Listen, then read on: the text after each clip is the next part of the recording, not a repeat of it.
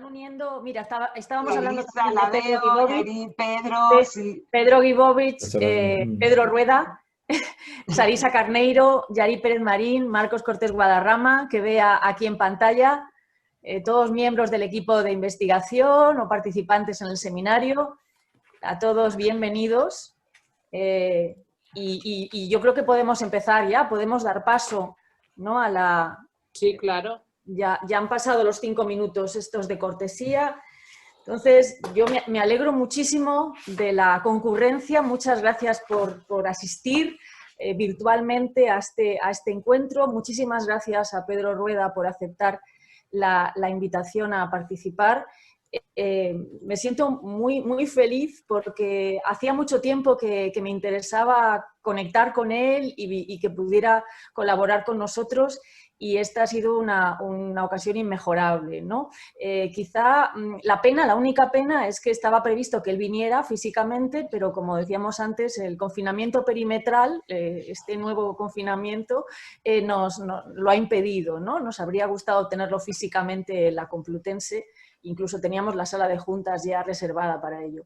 Pero bueno, podemos subsanarlo de esta forma virtual y entonces es un enorme placer contar con él. Estaba yo mirando su introducción a este libro que él coordinó, el libro en circulación en el mundo moderno en España y Latinoamérica, y ahí nada más comenzar la presentación, él advertía que la ausencia de estudios sobre el comercio del libro, cómo faltaba material y estudios en ese sentido, y especialmente en las relaciones entre España y Latinoamérica, ¿no? Y hay que agradecerle que él es el pionero en este aspecto, en esta temática, como a través de su currículum queda evidenciado, ¿no? Es doctor en la Universidad de Sevilla, que recibió además por su tesis el premio Nuestra América en el 2003 y la publicó bajo el título Negocio e Intercambio Cultural, el comercio de libros con América en la carrera de India, siglo XVII.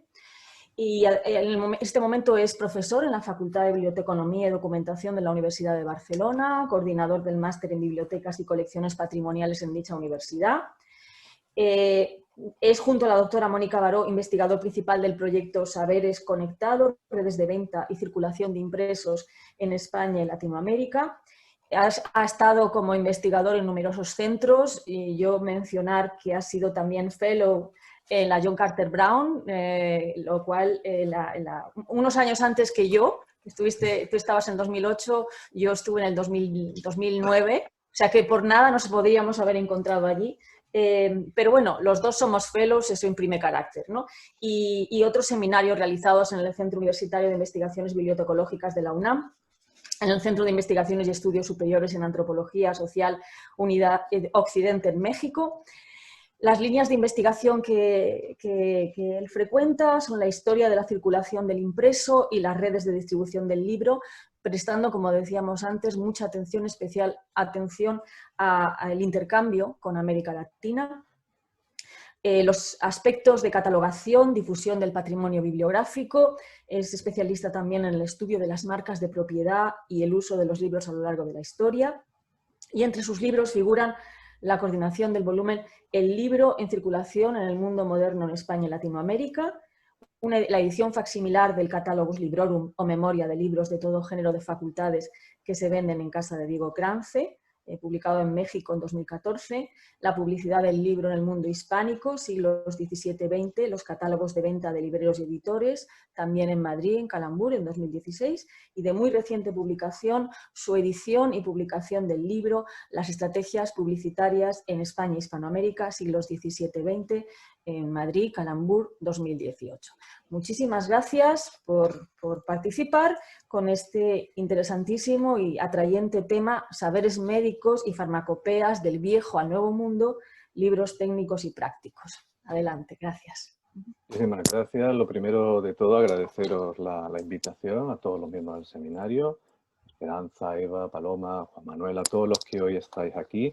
Para mí es un placer poder compartir esta presentación y después también el debate en torno a algunos de los problemas que sin duda irán surgiendo en esta sesión y probablemente a lo largo de todas las sesiones. El enfoque con el que voy a intentar entrar en este terreno será, por una parte, el mundo del libro y el mundo de la circulación del libro. Como muy bien ha planteado Esperanza, me interesan muy especialmente a agentes y redes del libro. De hecho, el nuevo libro que estamos preparando se titulará así: Redes del libro en España, y que esperamos que esté listo a finales de este año. La idea que nos llevó a plantear el proyecto de investigación era realmente seguir la pista del libro en movimiento, combinar, como intentaré plantear, algunos problemas del libro cuando lo situamos en un espacio y está circulando en unos entornos determinados. Unir esas dos perspectivas nos parecía de interés. Yo voy a hablaros desde esa perspectiva del mundo del libro, sin olvidar que el libro del que me voy a ocupar, el libro médico, el libro del ámbito de la medicina, toca, digamos, muchísimos aspectos que no son colaterales, sino que son casi el núcleo mismo del debate sobre qué es el hombre, y eso comporta también un debate en la época de gran interés sobre la naturaleza del hombre, y esos libros que hablan también, no únicamente en términos de curación, sino en torno a en qué consiste y qué es el hombre y por qué se corrompe. Todos esos aspectos realmente forman parte del debate, no solo médico, sino también de otros discursos que están en la época jugando un papel importante y que luego vamos a ver ampliamente representados en la literatura. Yo quería empezar con esta frase de Monardes, que habla precisamente al Senado de Sevilla, al Cabildo de la ciudad, que le habla del hombre, y a mí me recordaba, cuando leía esta frase, algunos textos que hablan de la carrera de India, y es sobre el problema de lo frágil que es el hombre cuando va en un navío. Está sometido a los problemas, como dice aquí Monardes: el aire le corrompe, el agua le ahoga, el fuego le consume y la tierra o el mar es la madrastra. Esa problemática que planteaba Monardes va a estar muy presente. Se trata de hombres y libros que circulan a través de la carrera de India. Faltaría un tercer elemento: no solo hombres y libros, también un aspecto que intentaré recalcar, y es todo aquello que tiene que ver con los instrumentos científicos. De hecho, esta tríada sí que resulta interesante, no podemos aislarla. Luego volveré sobre este aspecto.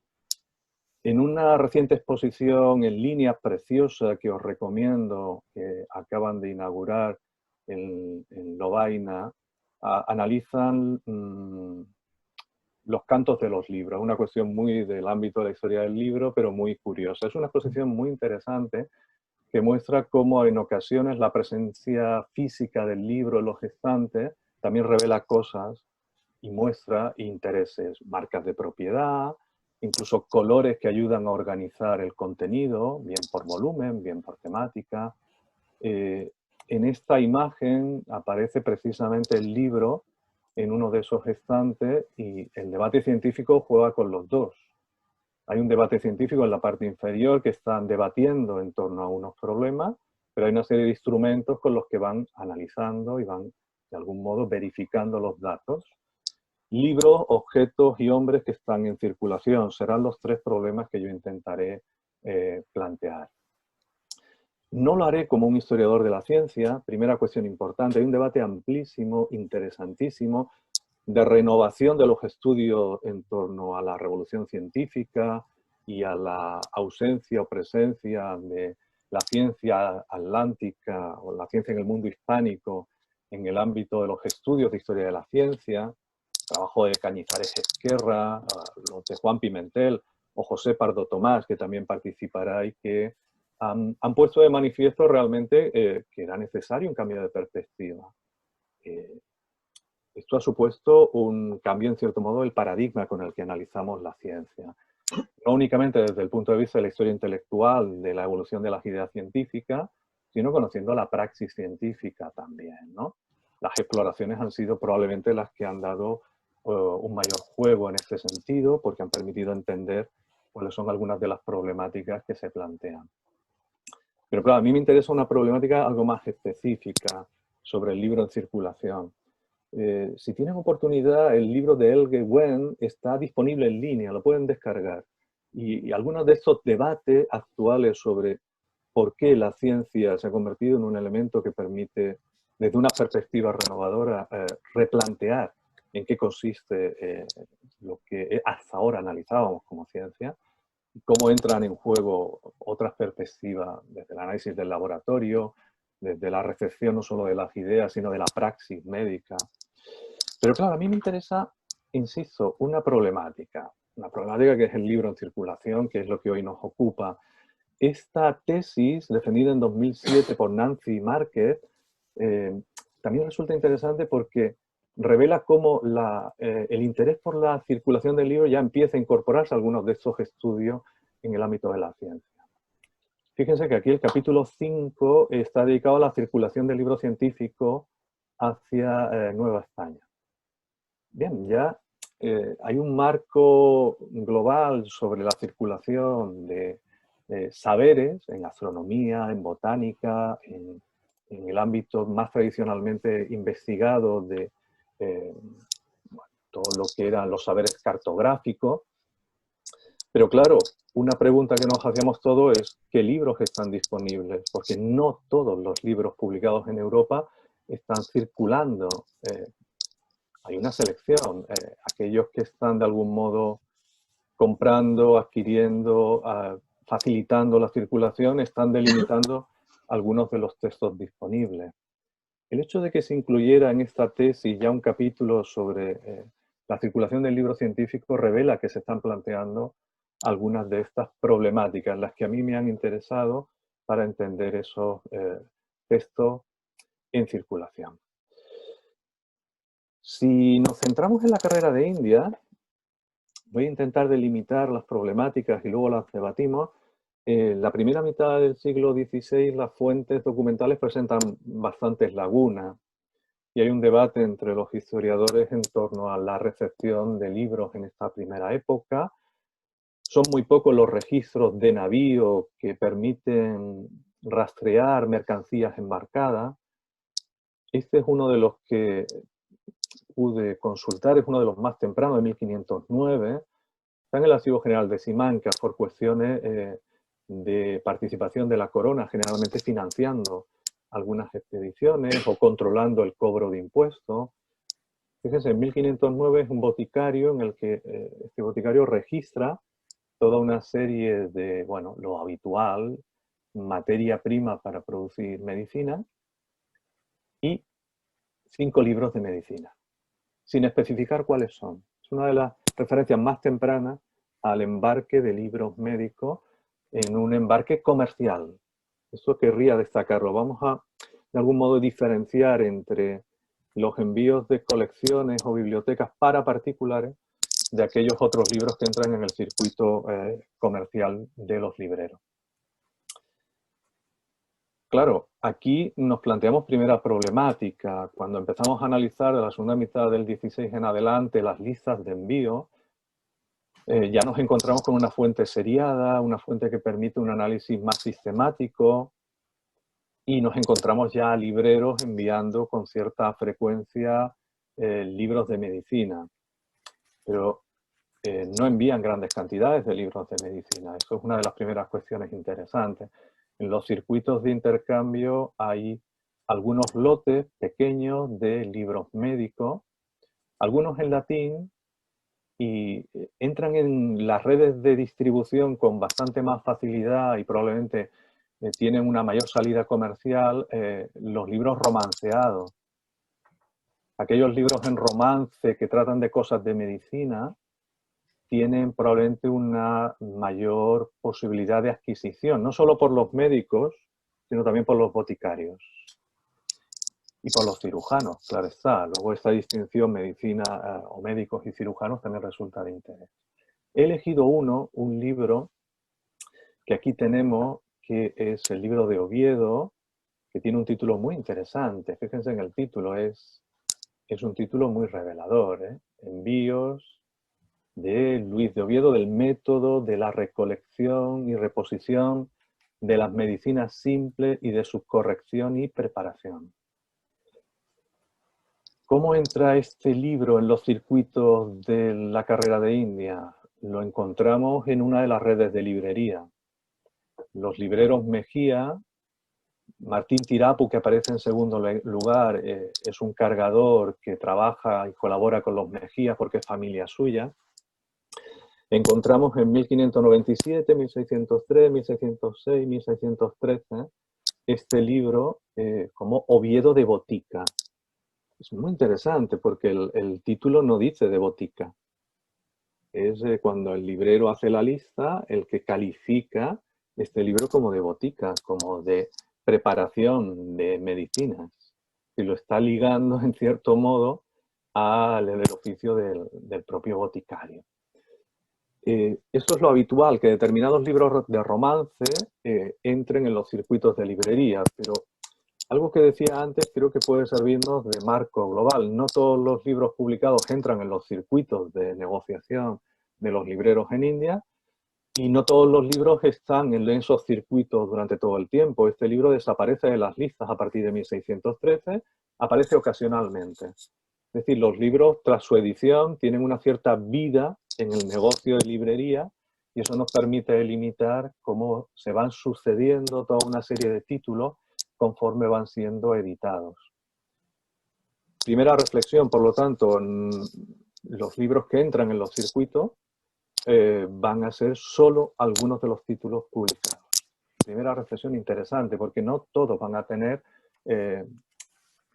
posibilidades de entrar en el mercado del libro. Hay un conjunto de libros que tienen una mayor perdurabilidad en el tiempo y que entran en estos circuitos para quedarse durante unos periodos de tiempo probablemente más largos. Son algunos títulos que tienen una vida editorial mucho más intensa. Aquí les he puesto 4 libritos. Fíjense que uso un término libritos deliberadamente. Son pequeños libros. Son pequeños libritos. Los experimentos médicos. Este sí es un libro pequeño, pero es un libro también que entraría dentro de lo que son este tipo de libros de medicina y botánica, farmacia. El Alejo Piamontés, que es uno de esos libros de larguísima duración editorial, El tesoro de los pobres y El libro del porqué. Estos títulos son títulos que sí que encontramos incluso acompañando a la distribución de menudencias impresas. Eso nos lleva a otro terreno. Cuando hablamos de menudencias impresas como Alejo Piamontés o El tesoro de pobre, hablamos de pequeños libritos, de libretes, de librillos. Ya no hablamos de un volumen que vaya a tener una presencia como tienen los demás en una biblioteca. Son libros de un uso probablemente más intenso y que acompañan a los lectores, bueno, por su contenido fácil de leer, con recetas y soluciones prácticas. Algunos son libros traducidos del italiano que tienen una larga vida tanto en otros países como lo tendrán en el mundo editorial. Son los que Jaime Moll en un artículo muy interesante denominaba libros para todos. Es decir, algunos libros que entran en los circuitos de intercambio y que perviven porque son libros fácilmente editables y económicos. Fíjense que el precio de algunos de estos, los 24 tesoros de pobres, 2 docenas, son 24 reales. Un libro vale un real. Una novela, las novelas ejemplares de Cervantes están en torno a 4 o 6 reales. El precio marca aquí también un aspecto importante, sobre todo si entramos en los circuitos de intercambio de la librería. Volveré sobre El tesoro de pobres. Este es un título muy revelador, ya verán que tiene un cierto interés y que fue bastante imitado en otro tipo de libros similares. ¿Cómo recolocamos este tipo de librillos, libretes, textos que entran en menudencias, textos que de alguna manera tienen larga vida editorial? Hay un debate en torno a cómo estos saberes médicos llegan a un público más amplio. Claro, aquí hay un debate también sobre el contenido mismo de los textos. Los historiadores de la medicina no solo los analizan desde el punto de vista de la historia del libro, los leen y los interpretan. Pero hay una corriente de debate también en el ámbito del derecho que me gustaría comparar. Es algo atrevido, pero lo planteo como una problemática de interés. Hay un grupo en Frankfurt de Historia del Derecho que está analizando la literatura normativa jurídica del mundo moderno en el ámbito hispánico. Este es el libro que acaban de publicar. En papel se compra en Brill, que ya saben tiene unos precios prohibitivos, pero lo pueden descargar en PDF gratuitamente, que es lo que yo les recomiendo. Y el proyecto de Thomas Dub y Otto Danwer es muy interesante porque están planteando cómo surge la necesidad de acceder a la norma para aquellos que no son necesariamente unos profesionales del derecho, que no van a consultar los libros jurídicos en latín. Pues ellos plantean que hay una serie de textos que recogen la normatividad y que de hecho amplían este ámbito del aprendizaje del derecho o de la normatividad mucho más allá de lo que propiamente es el ámbito del debate jurídico. Un debate muy diferente. Una suma de casos de conciencia entraría dentro de este ámbito de los libros pragmáticos que tienen aplicabilidad y que son libros prácticos.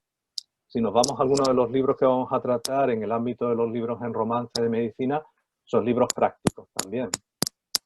Son libros que de alguna manera ayudan a resolver problemas relacionados con la salud corporal, pero que no dejan de ser soluciones que en algunos casos parten de saberes médicos codificados en esos libros que son de más difícil acceso. Dejo la idea porque creo que podríamos retomarla también, el problema de estos libros de difusión de los saberes médicos. Vamos a un estudio de caso. A mí me gustaría hoy compartir y que podamos debatir también sobre las fuentes. Tenemos a Pedro Wibowicz, que ha analizado también este tipo de fuentes y que conoce muy bien el caso de Perú. Yo querría plantearles un estudio de caso de los que me he podido encontrar de interés, que es este licenciado Manuel Pérez, que presenta esta licencia de paso a Indias. Ya saben que esto es clave para conseguir el permiso para viajar a territorio americano. Es necesaria una cédula de paso. En este caso, este médico, Manuel Pérez, va acompañado de su mujer y de sus hijos. Es decir, toda la familia viaja precisamente para establecerse en India. Es un médico que en 1614, fíjense, está en Sevilla a principios del 1614, le conceden el pase a India sin mayor dificultad en este caso, y al poco tiempo lo que encontramos es un registro de ida de navíos en el que se carga su biblioteca. Curiosamente, este es un caso interesante porque el médico, ahora lo verán, va a embarcar con su familia, necesita los libros y este es el típico documento que siempre vamos a encontrar. Hay un registro de carga en un navío de un conjunto de libros, hay una memoria de los títulos embarcados, hay un pase inquisitorial, a continuación la tasación de un librero que dice cuál es el precio de los libros. No pagan al mojarifazgo de Indias, sí que pagan avería de armada y finalmente pasa por el consulado de cargadores a Indias sin pagar nada. Lo que está en rojo son los procesos, digamos, administrativos ante la Casa de la Contratación, que es un procedimiento administrativo, y el otro que está en azul es el control inquisitorial que realizan los inquisidores del distrito de Sevilla y un calificador que da licencia para que los libros que se declaran puedan embarcarse a Indias. La fecha es 1615. El pase de este médico en 1614, curiosamente no fue acompañado de los libros, por eso lo he elegido, es un caso un tanto interesante. ¿Quién registra los libros en el navío que va a realizar el viaje atlántico? Lo registra Juan Sánchez, boticario, vecino de Sevilla, que tiene cargados en la nao, San Pedro, un cajón con los libros que abajo se dirán para dar a entregar en la ciudad de Puerto Velo al doctor Manuel Pérez, médico, y por su ausencia a Santiago de Poza, boticario. Es realmente interesante porque hay un aspecto que vamos a resaltar muy rápidamente. Es un médico que viaja a Indias, deja los libros a un boticario y este boticario al año siguiente en otra flota los registra para que se los entreguen. Aquí lo que me interesa es ver cómo las relaciones de oficio, ese lazo que hay entre médicos y boticarios, resulta clave para que los libros realicen el viaje atlántico. Las bibliotecas privadas, las bibliotecas particulares pueden viajar como mercancía registrada por el propio dueño, o casos como este, que es realmente interesante. Médicos y boticarios forman un tándem que hay que analizar probablemente conjuntamente. Este boticario lo que hace es declarar la lista de libros, que ahora os voy a enseñar, y hago un pequeño inciso. La relación boticario-médico resulta esencial. Son como las dos caras de una misma moneda porque se necesitan. El médico establece el diagnóstico y cuál es la medicina, y el boticario va a preparar ese medicamento. Claro, no siempre tenemos lo que aparece en esta imagen, que son las recetas incorporadas en un pleito por el impago de los productos farmacéuticos que se habían elaborado por un boticario. Este es un caso excepcional en el que se conservan las recetas elaboradas por el médico y que eran entregadas al boticario, y el boticario lo que hacía era entregar al criado al que enviaban lo que era la medicina.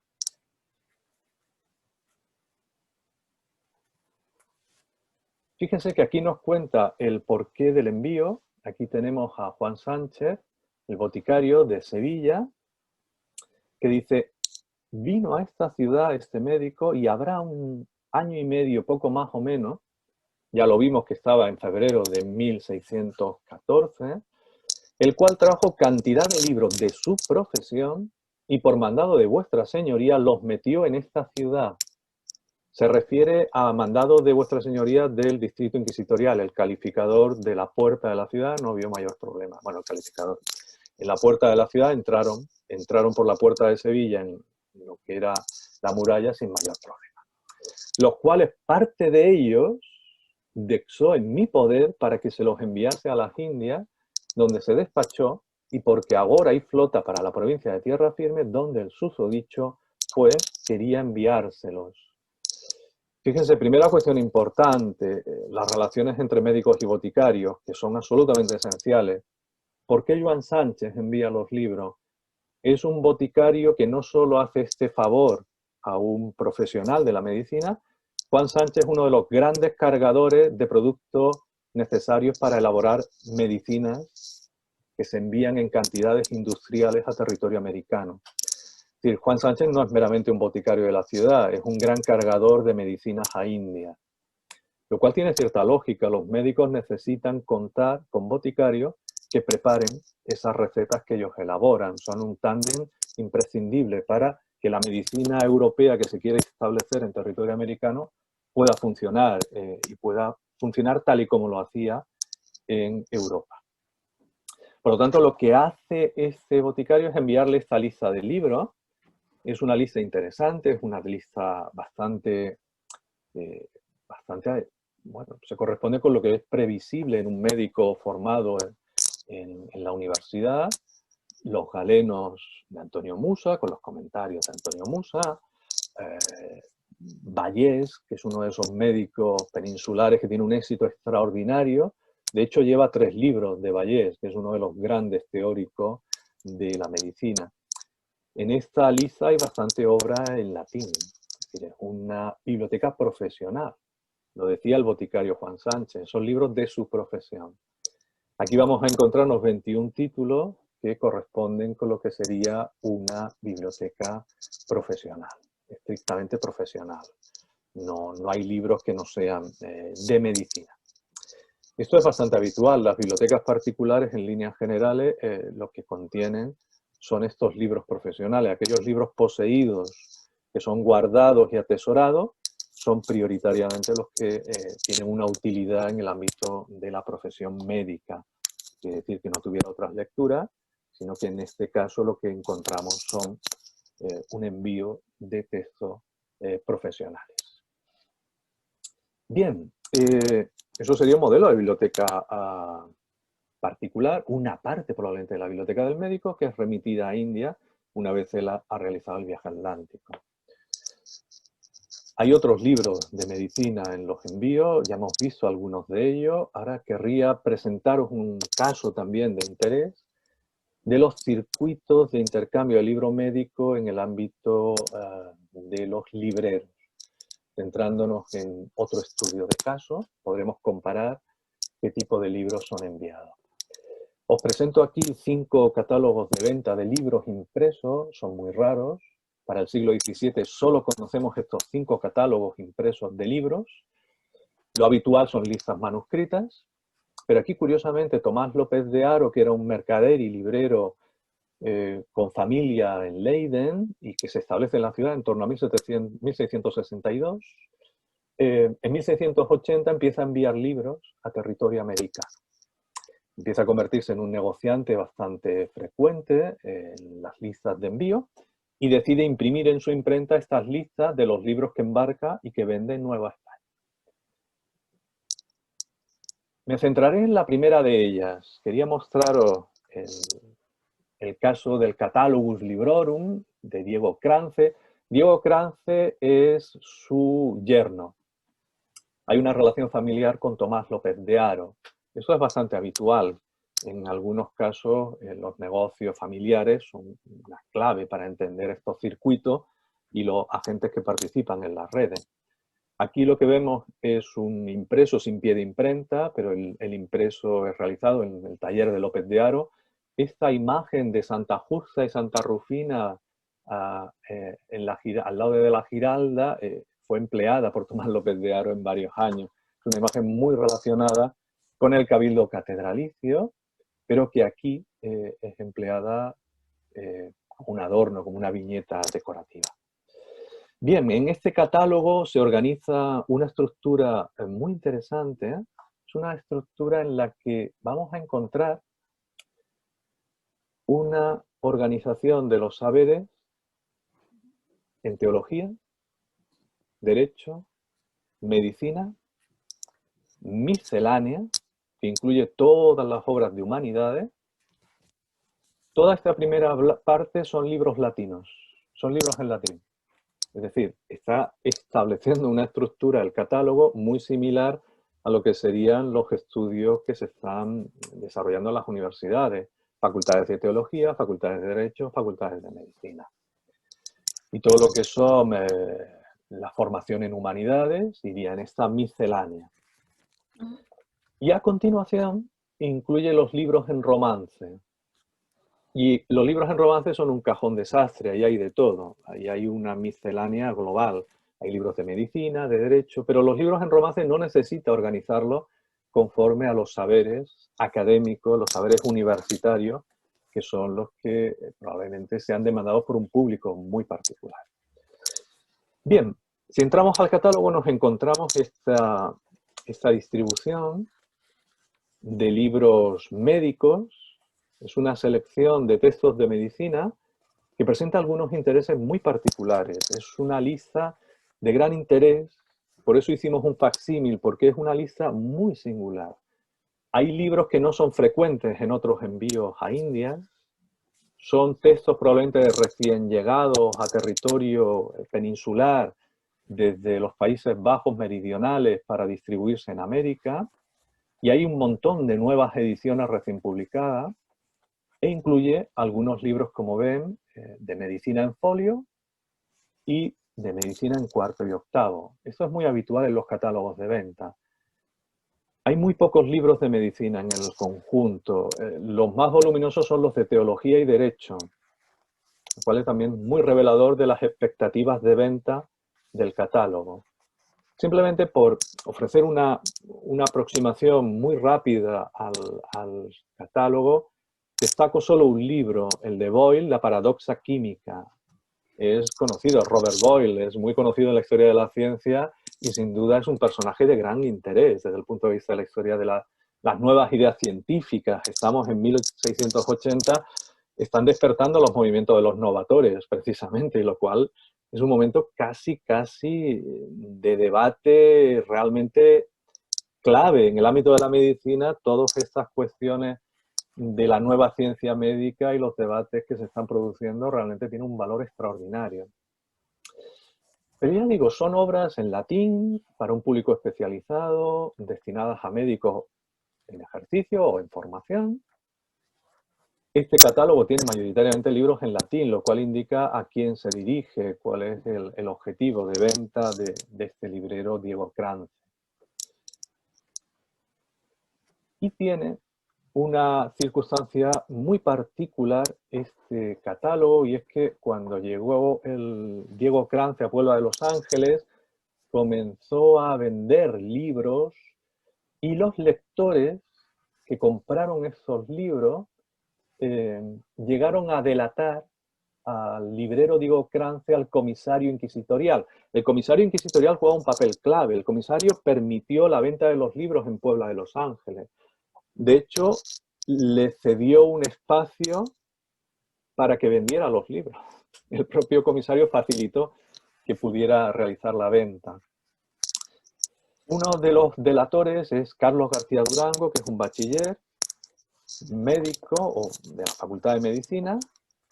Y es interesante porque dice: he comprado a Diego Krantz, librero, que pasó este año de 80 a este reino con mercancía de libros. Y como dicho es, le compré entre otros un autor llamado Gregory Orstiz, Senioris, ópera, y da unos datos muy precisos. Si se fijan en el catálogo, no aparecen datos bibliográficos. Aparece autor, título y poco más. Sin embargo, aquí el delator es muy minucioso. Indica la edición y el año. Y efectivamente es una edición en 3 volúmenes de Gregor Horst, un autor que en las autoridades, al inicio de los preliminares, cita a Lutero y a Calvino. Y es interesante porque el médico no denuncia el libro porque haya una proposición herética, lo denuncia porque hay unas citas a Lutero y Calvino, y bueno, dice: en el expurgatorio del año de 1640, no se halla. Claro, este libro no estaba registrado y por lo tanto tiene la duda, ¿no?, sobre la idoneidad de la lectura. Y el libro lo podemos consultar en Google Libros, está digitalizado a texto completo, es una ópera médica con un contenido que en principio es el habitual en este tipo de óperas médicas, es un texto académico, y efectivamente en el interior cita a Lutero y Calvino de manera muy colateral, ¿no? Sin entrar al contenido propiamente de la delación, no sabemos muy bien qué ocurrió con ella, simplemente se conserva la documentación de la delación. Lo que él le pide, y es lo que a mí me gustaría destacar, es que dice: a vuestra merced pido y suplico haya por denunciado dicho autor y dichos libros, de que hago manifestación ante vuestra merced, y habiéndolos visto y mandado reconocer, si se hallaren que no deben correr, mande a dicho Diego Krantz, librero, me vuelva la cantidad de pesos que le di. Aquí, claramente. Es decir, es interesante lo que está diciendo. Me ha dado una mercancía defectuosa. Me ha dado una mercancía que me puede dar problemas en el uso, ¿no?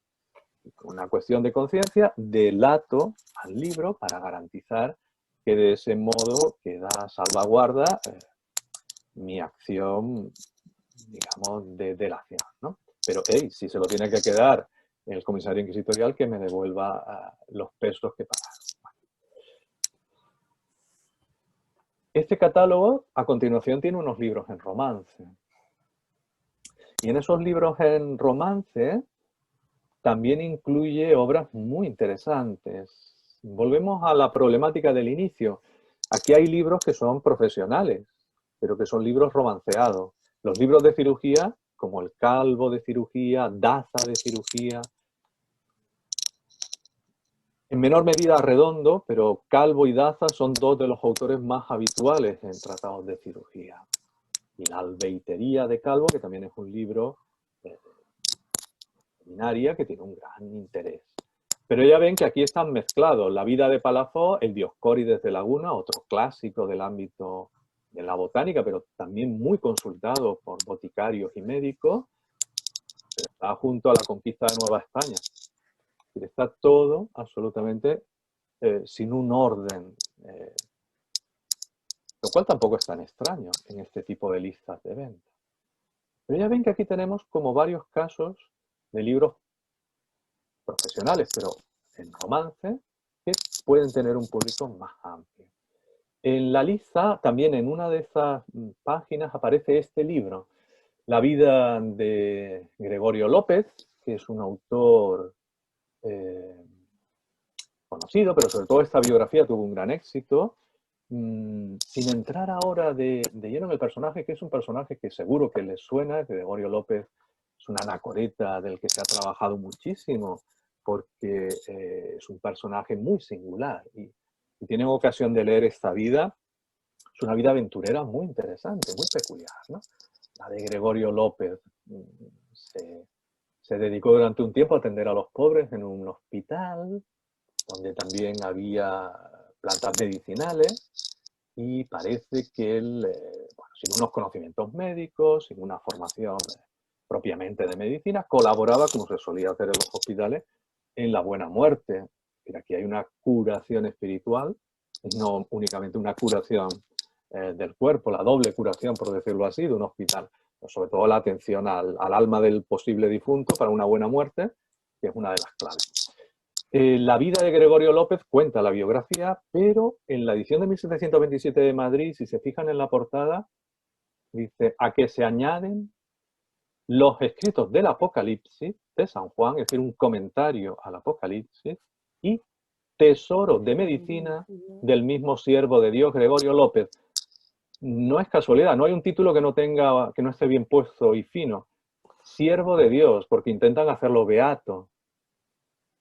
Entonces, esta biografía no es casualidad, hay un proceso de beatificación de Gregorio López. El que le hayan colocado el siervo de Dios no es ni por asomo algo que debamos pasar por alto. Tesoro de medicina. El tesoro de medicina es citado en la biografía de Losa. Vamos a leerla y les comento. En el tiempo que estuvo en este hospital, dice Francisco Losa, hizo una obra muy conforme a su piedad y fue que viendo que no tenía médico graduado ni cirujano, componer un libro de medicina de muchos remedios para diversas enfermedades, sacado de varias experiencias y virtud natural de las hierbas. Escribióle de su mano y letra que parecía de molde. Sobre eso hemos debatido a veces con los alumnos de historia del libro. Prestigio de la imprenta que llega a que sea imitada. Es de molde el libro, que finalmente es un libro manuscrito. Pero aquí no dice que sea el autor. Aquí hay un problema de autoría interesante. Los historiadores de la ciencia, lo primero que se plantea es si es autor o no es autor. Pero lo que aquí está diciendo Losa es componer un libro de medicina. ¿Qué es componer un libro de medicina? Nosotros automáticamente ponemos el chip de autoría. Podría ser que sí, podría ser que no. ¿Qué es componer? Yo puedo componer un libro para mi propio uso con poesías de otros.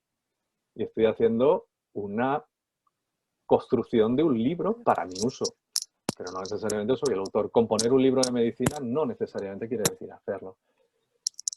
Francisco Guerra planteó este problema desde el punto de vista de la historia de la ciencia, es uno de los grandes investigadores, realmente es un personaje muy interesante, Francisco Guerra. Francisco Guerra quería encontrar el manuscrito original, el manuscrito hológrafo, si era posible, para verificar la información, ¿no? ¿Cuál es la preocupación de Francisco Guerra? Francisco Guerra intenta encontrar no solo si es el autor, sino de dónde bebe, cuáles son las fuentes, cómo se nutre alguien que no es médico para construir un texto de medicina. Claro, que hay un interés por la historia intelectual, por la historia de la evolución y de la construcción de un texto a partir de otros, porque sin ser médico se planteaba Guerra, ¿cómo es posible que elabore un texto de medicina? Finalmente, en ese proceso de beatificación, Francisco Guerra pudo encontrar una copia del manuscrito, porque todo lo que había encontrado en bibliotecas, que son copias del siglo XVIII de este tesoro, fíjense que él habla, aquí habla de un tesoro de medicina. Él encontró Francisco Guerra copias del siglo XVIII, el Tesoro de Medicina, pero eran copias que se habían hecho a partir de un impreso. Este es el impreso que se hace en México en 1672. Como la edición se consumió muy rápido, se hizo una segunda edición en 1674. Pero como en el 18 no se hicieron otras ediciones, la gente lo que hacía era copiar el Tesoro de Medicinas manuscrito y circularon copias manuscritas. Ahora bien, lo que él encontró, Francisco Guerra, era que el manuscrito que estaba en Roma en el proceso de beatificación tenía tres partes. Una primera parte de la virtud de las hierbas, que en parte provenía del Dioscórides de Laguna y de otras fuentes. Una segunda parte que eran los remedios por la orden del ABC, remedios médicos de aplicación mediante soluciones de remedio, de lo que serían recetas. Y tercer punto, medicinas de Indias o Nueva España. Claro, lo que circuló probablemente fueron al principio, en el siglo XVI y XVII, copias de este manuscrito, pero en el momento en el que entra en la imprenta, curiosamente, empieza a copiarse este Tesoro de Medicinas. Pero fíjense en el título que puso originalmente Gregorio López, Remedios por la orden del ABC. ¿Por qué Tesoro de Medicina? Sin duda es un título mucho más editorialmente fácil de vender, porque recuerda al tesoro de pobres que hemos visto al inicio. Aquí hay una intencionalidad editorial. Aquí a veces olvidamos cómo los editores, en este caso un médico de México, que le da el visto bueno y que hace unos preliminares. Con lo cual está dando una validez científica a parte de los contenidos. Dice, bueno, no son todos los ideales, pero pueden resultar de interés. De la edición del 72 a la edición del 74 hay una intervención editorial nueva. Es otro médico el que interviene, prepara índices y duplica el número de páginas del librito. De nuevo tenemos una intervención que hace que el libro sea otra cosa, ya es un tratado más intervenido. Por una parte, problemas de autoría respecto a lo que puede ser una copia a partir de otros tratados para componer un tesoro de medicina, pero por otro lado, una intervención editorial que convierte el texto de los remedios en un tesoro de medicina. Esto es lo que suele suceder con la imprenta, es un aprendizaje interesante, es lo que a veces nos permite entender cómo el texto creado por quien compone el libro en el 16, que es López, perdón, en la anacoreta, es transformado editorialmente a finales del 17. Curiosamente, no se incluye el tercer bloque ni el primero. Las medicinas de Indias o Nueva España no están publicadas en la edición impresa. Lo único que se publica impreso son los remedios realizados a partir de farmacia y productos farmacéuticos europeos. Pero fíjense, aquí está toda la farmacología indígena recogida en este texto de medicina de Nueva España. No tiene nada que ver, son como dos mundos en paralelo. Si uno compara el segundo y el tercero, nos plantea un problema que seguramente saldrá en el debate. Parte de la medicina europea que se está distribuyendo y que tiene esta difusión impresa está destinada a un público determinado, pero no necesariamente llega a un público mayoritario. Hay infinidad de remedios que siguen sus propias tradiciones locales y que responden a tradiciones indígenas en muchos casos, ¿no? Por tanto, son varias medicinas que están conviviendo y que aquí se ve muy claramente como incluso en la composición del manuscrito se diferencian unas y otras. Voy a ir concluyendo, no querría alargarme demasiado porque este debate nos llevaría a la praxis médica y al debate sobre los usos de estos impresos. Pongo otro ejemplo, porque a mí me interesa desde el punto de vista editorial, desde el punto de vista de la historia del libro, cómo hay un interés por este tipo de remedios, por este tipo de libros prácticos, por estos textos pragmáticos que antes hemos comentado. De la misma manera que el Tesoro de Medicina se publica en México, hay una serie de textos que intentan enlazar esta curación del cuerpo, curación del alma. Hay un caso muy interesante que les recomiendo, es una narración de la aparición del arcángel San Miguel a Diego Lázaro de San Francisco, indio feligres.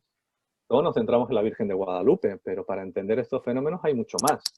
Aquí tenemos a San Gabriel, que se fue también a un indio y que se le aparece, y donde se le aparece, en un monte, que no es casualidad, en el mundo náhuatl, los montes tienen una gran importancia, hay una fuente milagrosa y en torno a la fuente empiezan a suceder milagros y del barro amasado de dicha fuente pues se convierte en un lugar de peregrinación, lugar de curación y sanación, pero también hay una ermita para rezar y para todo el proceso que conlleva este tipo de fenómenos. Solo apunto una página que me resultaba muy interesante, que es curioso y que es un texto teóricamente que habla de una ermita y de una serie de milagros, pero está trufado de referencias a la medicina.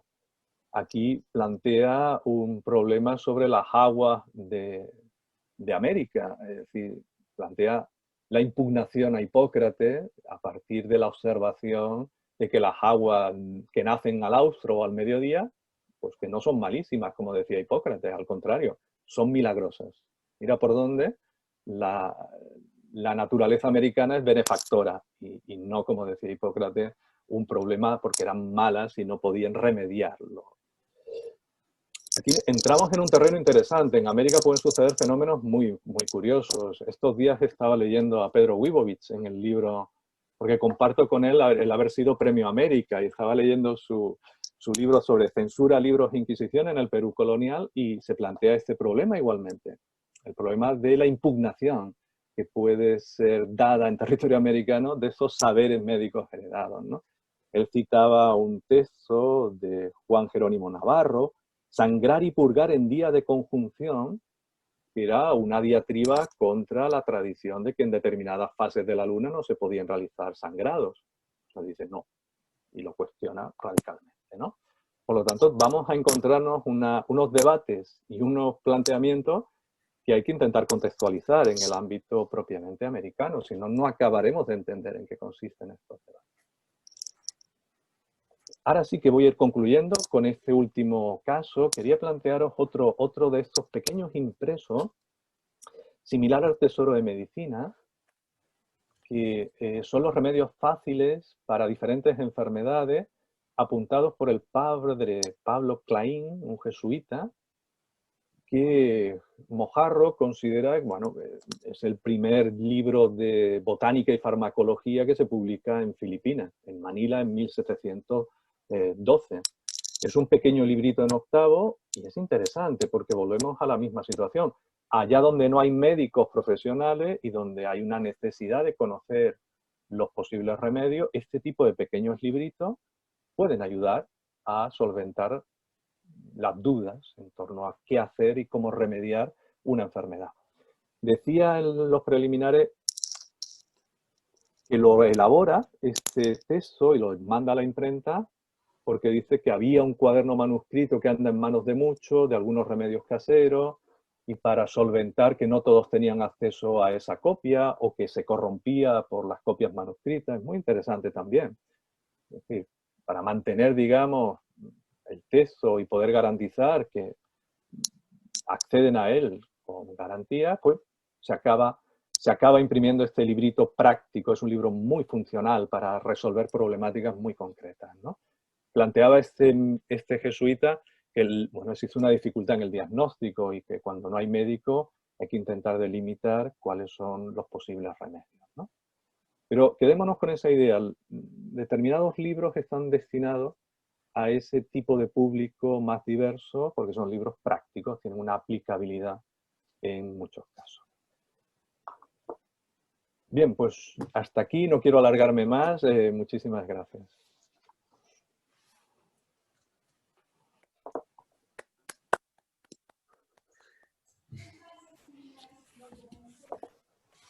Sí, estaba... muchísimas gracias a ti, Pedro. Ha sido interesantísimo, la verdad. Y, bueno, documentalmente un regalo, un regalo. Yo tengo muchísimas cosas apuntadas. Como tú dices, da lugar a muchísimo debate todas estas cuestiones. No sé si hay alguien que quiere intervenir primero o abro yo el campo, abro el fuego. Bueno, sin querer entrar en esa discusión sobre la praxis médica que tú señalabas, que quizá va más allá de nuestras competencias competencias, ¿no? A mí, de todas maneras, sí me gustaría dar un poco vuelta a esta cuestión del uso de estos impresos, ¿no? Porque, según nos comentaba Linda Newson la semana pasada, ella llegaba a la conclusión de que los boticarios, en su mayoría, preferían realizar medicina europea, ¿no? Por varias razones, entre otras porque era la demanda mayor, ¿no? Los clientes preferían tratarse con medicina europea, ¿no? Con recetas europeas. Por lo tanto, me resulta muy curiosa esa exhaustividad, ¿no? En el libro que nos mostrabas, el que había estudiado Francisco Guerra, ¿no? Del siervo de Dios, Gregorio López, esa exhaustividad de medicinas de Indias, porque ¿quién sería el público? Si el boticario no iba a componer esos remedios, sin duda alguna. El indio no necesitaba que se los recogieran por escrito, porque los conocía boca a boca, ¿no? Los remedios supongo que eran por tradición. Yo me pregunto si no interviene aquí en esta recopilación el mismo prurito de saber, ¿no? de investigación, el mismo prurito de exhaustividad o de compendio que guía también las relaciones científicas, las crónicas naturales, la historia natural, ¿no? Si no hay también una voluntad de, bueno, he llegado aquí, soy capaz de conocer todo esto, lo expongo aquí, aunque sé que no va a llevarse nunca a la praxis. Es lo mismo que lleva a Francisco Hernández a reunir esa cantidad de imágenes, ¿no? Al protomédico en Nueva España, reunir o los 700 folios que veíamos el otro día de Robles Cornejo, que el manuscrito que se conserva en el Jardín Botánico, ¿no? Los 700 que no tenían, a lo mejor no tenían una aplicación práctica o no tenían una voluntad de aplicación práctica inmediata, sino más bien la necesidad de establecer saber, ¿no? Y compendio de Indias. Lo mismo que no lo sé, que a lo mejor no deberíamos buscarle tanto una praxis a estos libros como esa voluntad enciclopédica que guiaba a todos los cronistas y no lo sé, pero es que me resulta muy... ¿Quién era el lector inmediato? ¿Quién era el destinatario inmediato de este listado? ¿No? Es realmente un enigma, ¿no? En el caso, además, es que este personaje es una anacoreta, es un eremita, y su tiempo en el hospital lo dedica a procurar, sobre todo, atención espiritual. Quiero decir, no se dedica a la medicina. Lo compendia para poder tener un referente o para poder dar solución a algunos casos prácticos. Pero a mí también me sorprendió cuando vi el manuscrito de Guerra, porque sí que es cierto que son generalmente muy pequeñitos, no son grandes volúmenes, y se asemejan mucho a la manera como está el tesoro. Y son anotaciones de cuál es el producto, en qué remedio se debe aplicar, pero tampoco hay un procedimiento muy detallado. Es decir, un farmacéutico tendría ciertos problemas para aplicar la receta. Sin la experiencia profesional, sin la praxis aprendida en la botica, difícilmente se puede reproducir. Eso es cierto. Pero yo creo que este problema lo tiene tanto el boticario como el curandero o el médico que sigue tradiciones indígenas, que ya tiene una praxis que va aprendida oralmente y que se va transmitiendo de generación en generación. Claro, aquí nos encontramos con oficios en los que el peso de la tradición tiene una gran importancia, tanto en el caso europeo como en el americano, y en el que la transmisión escrita en muchos casos es secundaria. Es secundaria en el sentido de que es un recordatorio de los productos, pero no dice las cantidades. No podíamos reproducirlo. No, claro. Pero, perdón, si creo recordar que decías que en varias ediciones habían suprimido esta parte, ¿no? Es decir, que era la que menos interesaba. Bueno, era la que al médico... Sí, tienes razón, tienes razón. Las dos ediciones mexicanas suprimen la primera parte que se refiere a plantas, es decir, que sería como nuestro Dioscórides de Laguna, una lista de qué es la rosa. Pues eso es eliminado. Y es eliminado también la parte de medicina indígena, lo que sería. ¿Por qué? Probablemente porque el médico que hace el proceso de publicación lo que recoge es aquello que a él le interesa, que son los remedios, es decir, depurar los tesoros de medicina como hacían el tesoro de pobre. El tesoro de pobre viene a ser muy similar. Sí que es verdad, es eliminado deliberadamente. Para mí la edición del 72 es un producto editorial. No es muy considerado, ¿no? Entonces, Con el manuscrito original no. Con el manuscrito original no, pero bueno, los editores de la época evidentemente estaban buscando una salida, es una salida comercial a este pequeño impreso. Y otra cosa que no he dicho, pero que podéis imaginar, en cuanto se activa el proceso de beatificación, que un tesoro de medicinas pueda provocar algún milagro tampoco está mal. Claro. No conviene olvidarlo. Es decir, cuando la edición de 1727 incluye como tratados del posible beato estos dos textos, es porque, fíjense, tratado del Apocalipsis que nos va a salvar en el juicio final y hasta, bueno, el tratado, digamos, del tesoro de pobres para la curación de los enfermos. Pero el contexto del proceso de beatificación yo creo que ayuda a entender por qué los médicos les parece oportuno editarlo. Y quizá también explica por qué en otras ediciones se expurga esto, ¿no? Porque si lo vamos a beatificar, que esté buscando esto que puede ser casi de curandero o superstición o una superchería, ¿no? Con la raíz del chichimecatel puesta en la frente o tal, era problemático desde el punto de vista de la ortodoxia religiosa, ¿no? Rozaba ciertas prácticas. Perdón, es que yo me perdí un poco. O sea, primero está la vida que compone Francisco Loza ¿no? de él. Y luego, este tratado también se publica, digamos, primero y luego ya en el siglo XVIII lo juntan. Es que eso me perdí. Vale, no, te explico, o sea, son como dos líneas en paralelo. Sí, no, muy rápidamente te lo explico. El manuscrito original de finales del 16 se hacen copias, se distribuyen a lo largo del 17.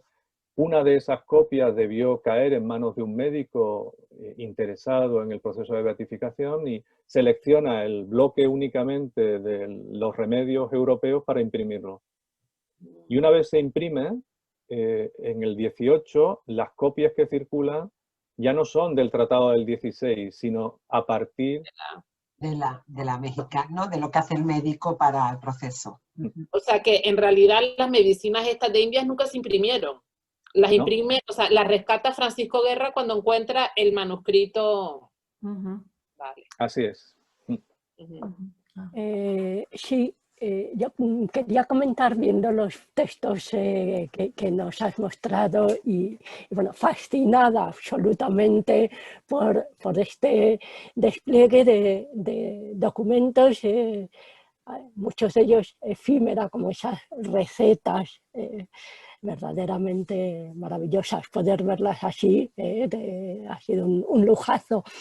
Y leyendo estos textos, he recordado, claro, en el terreno en el que yo me muevo, que siempre esos albores del 16, finales del 15, hasta el periodo gótico de la imprenta peninsular, obras de carácter auténticamente popular en cuanto a su tipología editorial, auténticos pliegos sueltos, incluso algunos en verso, y eso era una pregunta, si algo de eso se ha documentado que pasara a Indias. Pienso, por ejemplo, en el Regimiento de Salud, un pliego, si no recuerdo mal, pues incunable, ¿no?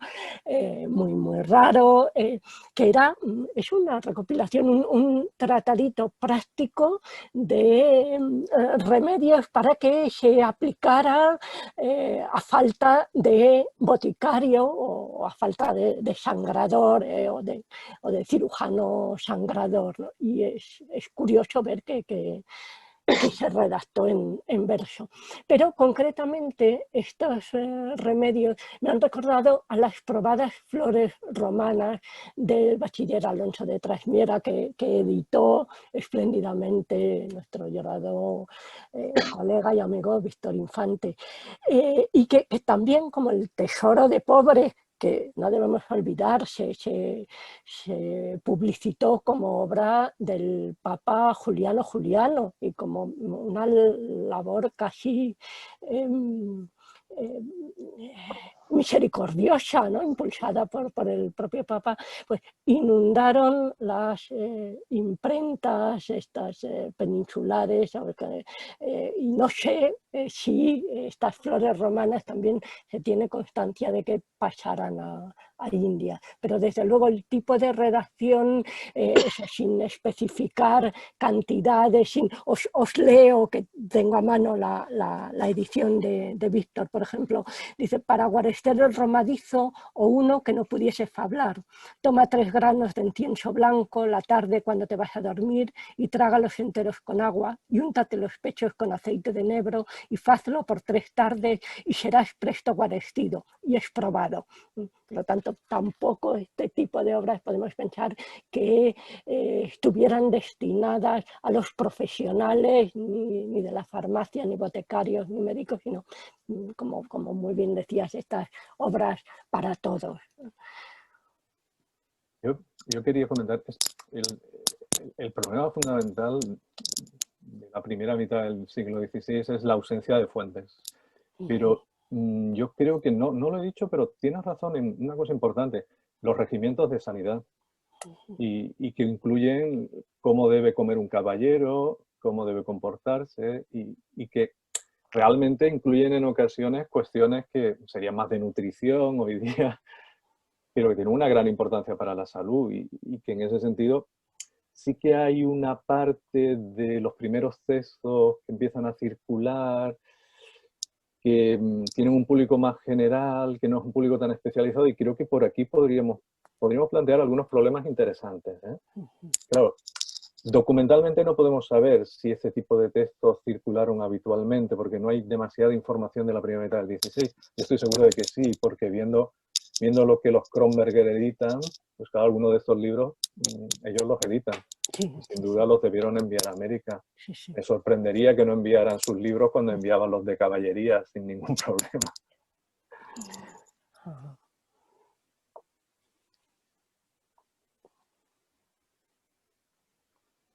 Ay, yo tengo una.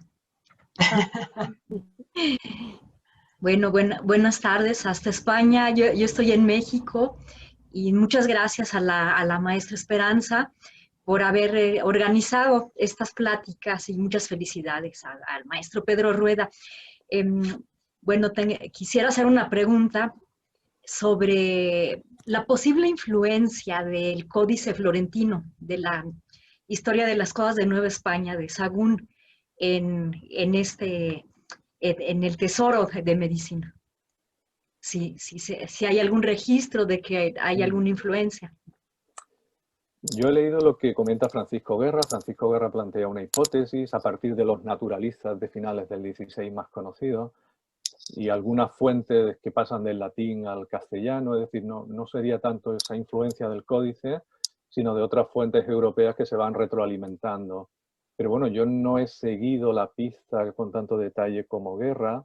Guerra, al preparar la edición, fue muy cuidadoso con el análisis, pero dejó para otro trabajo posterior el estudio de las fuentes.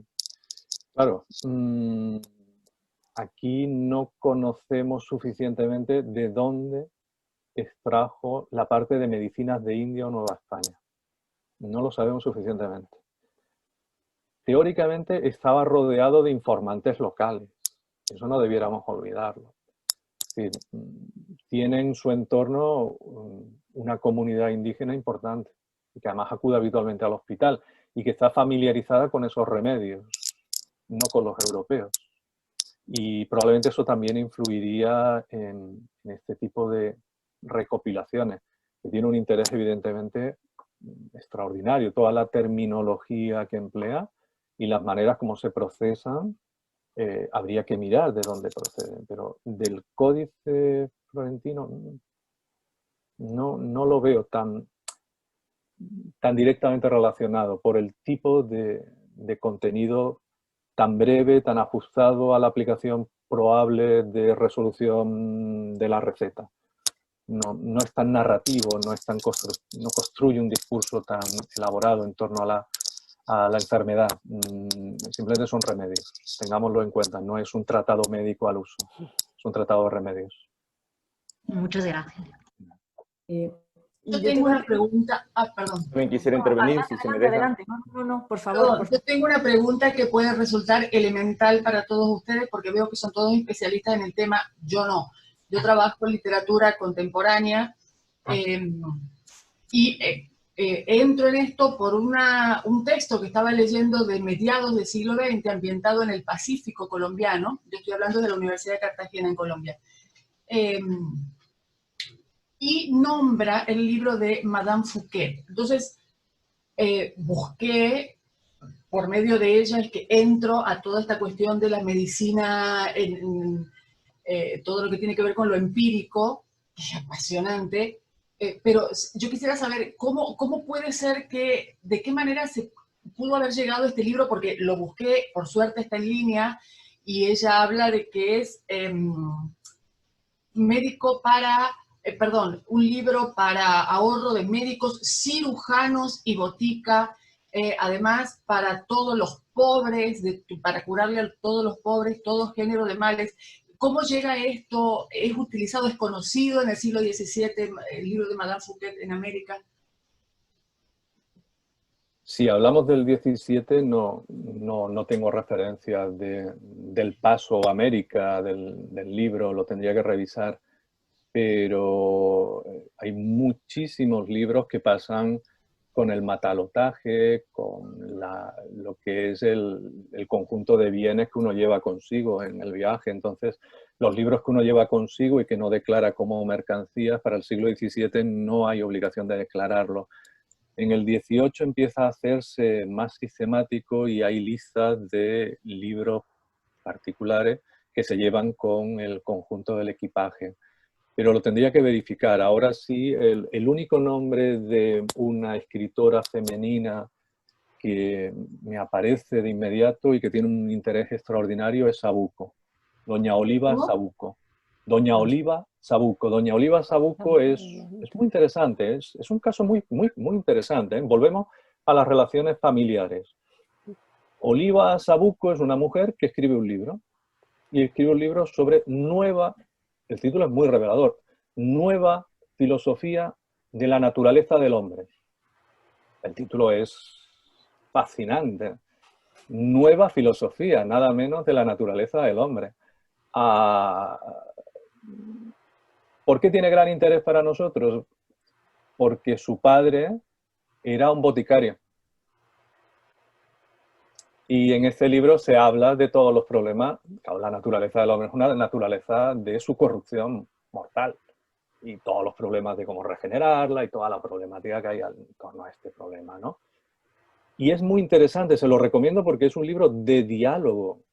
Es un texto de diálogo. El de Oliva Sabuco es fantástico. Es lo que antes estaba comentando la profesora Valladares. Es que realmente los textos literarios no son solo literatura. Contienen todo un debate realmente extraordinario. El texto de Oliva Sabuco es el típico diálogo renacentista. Yo aquí le recomendaría revisar el texto de Oliva Sabuco, porque realmente probablemente Fouquet esté en esta línea, ¿no? De debate. ¿Ustedes están trabajando solo textos de autores españoles? No, yo trabajo de todo y ellos trabajan absolutamente más que yo y todas las interrelaciones. Lo que pasa es que Fouquet no es un apellido que me haya aparecido en las listas de envío, pero seguramente alguien pueda darle referencia. Sí, está traducido. ¿Puedo intervenir un poco? Ay, perdón. ¿Sí puedo intervenir? Sí, Marcos, sí. Hola. Adelante. Pues, Hola. antes que nada, agradecer a Pedro Ruera. Aprendí muchísimo con tu conferencia y tocaste dos temas que me brincan los ojos porque es lo que trabajo. Trabajo providencialismo, geografía y materia médica. Y cuando hablaste de Tesoro de Medicinas y hablaste de Francisco Florencia, son textos que tengo muy leídos. y quisiera hacerte una pregunta en relación a la intervención de la que hablaste en el Tesoro de Medicinas. Es muy, muy llamativo que a pesar de que sea un libro de remedios, solamente remedios, no olvidemos que está siendo impulsado, hay un proceso de beatificación que sabemos que es fallido, como ya lo trabajó Antonio Rubial, pero llama mucho la atención que para hacer un texto escrito por un beato, no haya una sola mención, ¿no?, al providencialismo que aluden, por ejemplo, médicos que publicaron en la Nueva España. Estoy pensando en el cirujano Alonso López de Hinojoso, estoy pensando en el médico Fray Agustín Farfán, que constantemente piden novenas a Santa Ana, a la Virgen, se están pidiendo a Dios que arregle el alma. No hay ni un solo dato en el texto de Gregorio López que aluda a ese providencialismo.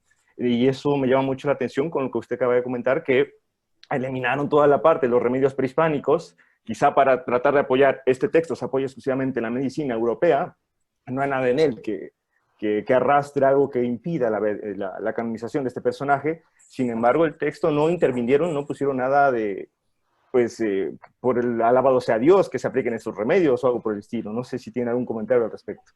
Es interesante. Bueno, claro, el personaje en sí tiene el Tratado del Apocalipsis.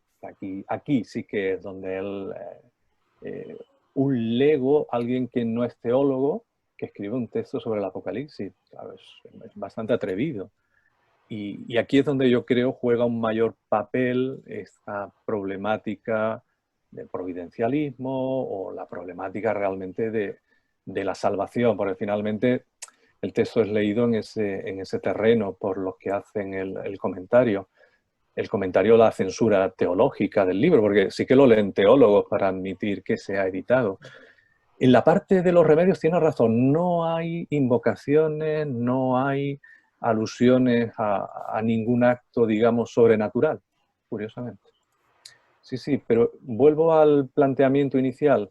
Es un libro compuesto para su uso, recopilando los remedios, y se hacen traslados, pero por el cariño y el amor que tiene a difundir ese saber que la ha ido reuniendo. Pero el texto original no es más que una lista de remedios, no hay un debate. No hay un debate, es interesante que no haya el debate. Así es. Pero insisto, no se destinó a la imprenta. Si hubiera sido destinado por él a la imprenta, seguramente hubiera tenido que construir un discurso distinto. Muy bien. No sé cómo lo ve, porque usted ha leído también a Florencia. Florencia es todo un discurso. Yo como lo veo es que, bueno, Florencia está respaldado por este interés por el conocimiento propio del orden de los jesuitas, y cuando él lanza su texto de Francisco Florencia sobre el Arcángel San Miguel, está recuperando una tradición impulsada en España por Eusebio Nierenberg, con este texto de 1643 del Arcángel San Miguel, que aquí encontrará nada más y nada menos que a Palafox y Mendoza como arzobispo y virrey de la Nueva España. Impulsará el culto del 8 de mayo de la aparición de San Miguel con San Miguel de los Milagros en Tlaxcala, y a su vez con ello, ligándolo con otro texto jesuita, me parece que se resolvía una festividad en consagración a Tezcatlipoca que empezaba del 9 de mayo al 19 de mayo, y dice José de Acosta, otro jesuita anterior, de 1580, cuando publica su Historia Natural y Moral de las Indias, que era el tiempo de secas más riguroso que había en la Nueva España. Es curioso que se impulsa el culto a San Miguel con esta agua milagrosa en tiempo de secas, ¿no? Entonces, es la teoría que yo tengo en un momento. Sí, es muy interesante, porque en el fondo, en el trasfondo está evitar las idolatrías. Así es. Aquí entramos en un juego de por qué no se edita el texto médico prehispánico. Porque puede dar lugar a interpretaciones erróneas, su uso. Sí, es muy interesante. El tema de las idolatrías nos llevaría a un debate de gran interés. Así es. Muchas gracias. Aprendí un montón con su exposición. Gracias, muy amable. Yari Pérez tiene una pregunta que le había puesto antes. Y luego, por favor, Pedro Guibovich, que también ha pedido la palabra. Lo notas tú, ¿no, Juan Manuel? Venga, sí. Yo seré muy breve. También no reitero lo que ya se ha dicho, de que aprendí muchísimo. Me ha encantado esta charla. Es una lista de todo lo que me falta por aprender.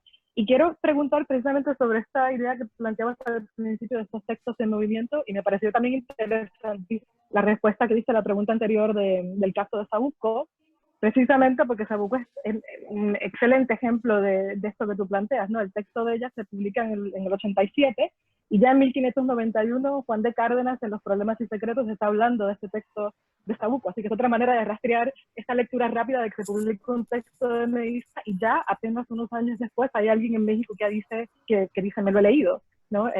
Y hace una evaluación de ella y de Monarde.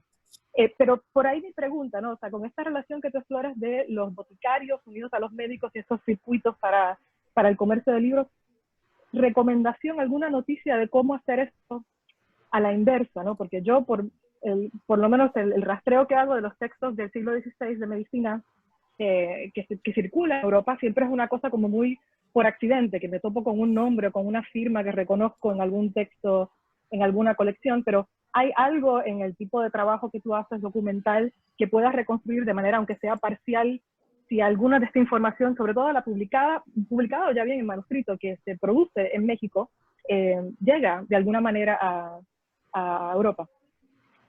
Camino de retorno. Sí que hay camino de retorno, sin duda. Es uno de los temas. Claro, lo que no hay es una circulación del libro del mismo volumen, es decir, no hay un mercado del libro a la inversa. Lo que hay, evidentemente, es un sinnúmero de intercambio por motivos muy variados. Y aquí es donde había que rastrear los retornos de cada uno de las cortes virreinales, pues llevan libros de retorno. Los viajes de estos frailes, que no son solo frailes, sino que llevan un montón de encargos. Aquí es donde tendríamos que rastrear. Yo no he seguido tanto esta pista por una dificultad, y es la dificultad documental de rastreo de cómo los libros y todo el circuito de retorno permitiría de algún modo seguir estas publicaciones. ¿Qué ocurre en el caso de algunos libros impresos que son de autor americano y se imprimen en Europa, algunas biografías de prelados? Claro, aquí sí que tenemos más documentación porque explican en los preliminares la intencionalidad. El dar un fruto, digamos, el territorio americano da frutos de santidad o de gran benefactor de un prelado y se difunde en Europa. Igual ocurre con algunos textos científicos, pero quizás José Pardo Tomás, que vendrá a una de las charlas, podría darte más respuestas que yo, porque él sí que ha leído los textos de las dos orillas y sabe, sin duda mejor que yo, cómo funcionó el circuito de retorno.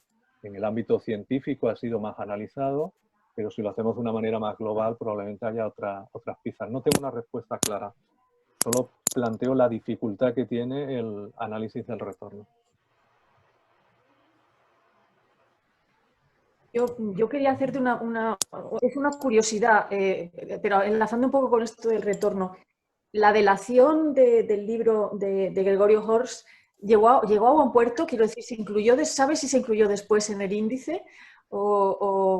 ¿Este tipo de delaciones funcionaban? Y sobre todo, ¿la delación de alguien en Nueva España podía mover que este libro se prohibiera?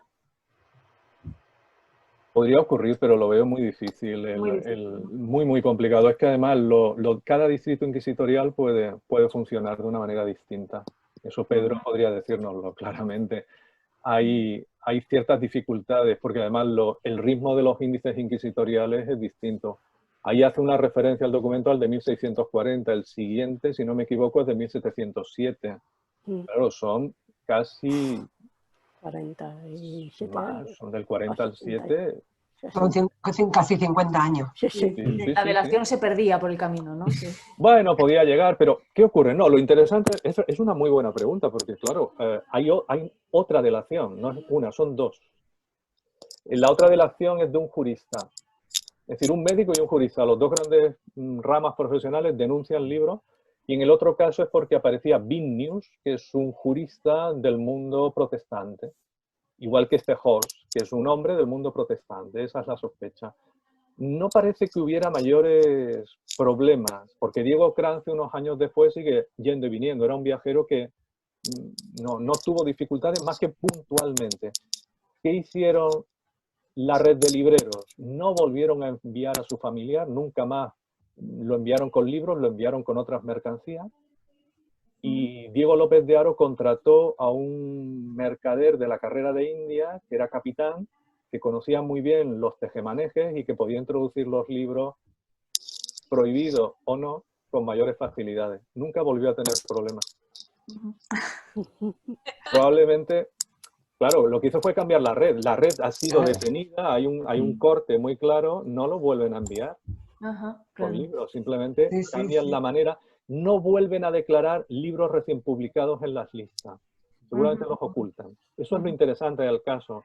En la siguiente lista de 1682, la de 1687 y 1689, lo que hacen es poner listas de libros que no van a tener ningún problema. Probablemente los que sabían que podían dar algún tipo de dificultad, los ocultaron. Muy bien, estupendo. Parece que había alguien más. Pedro. Sí, ¿qué tal? Bueno, saludos a todos, saludos a Pedro. Me da mucho gusto verlo después de algún tiempo. Me encantó tu presentación. Gracias por tu generosa mención.